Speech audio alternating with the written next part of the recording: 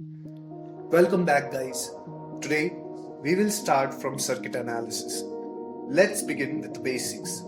Here we need to understand some terms to explain some important concepts which we will use in the future. We use these terms to define the type for our elements: unilateral and bilateral.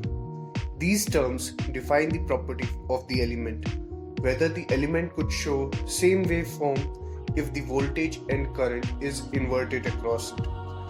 If the element through which we flow a current and assuming a potential across it, we get a graph in which we can see odd symmetry, then that element is known as bilateral. And if it doesn't show odd symmetry, then that element is unilateral.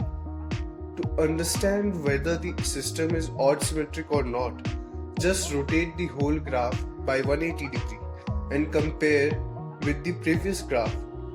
If both are same, means odd symmetric, and hence the element is bilateral. If not, means the element is unilateral. In resistor, if we plot the graph and check for odd symmetry, we can clearly see that the element is bilateral. But in case of practical diode, it doesn't show odd symmetry, and hence a practical diode is unilateral in nature. Here are some riddles for you to solve.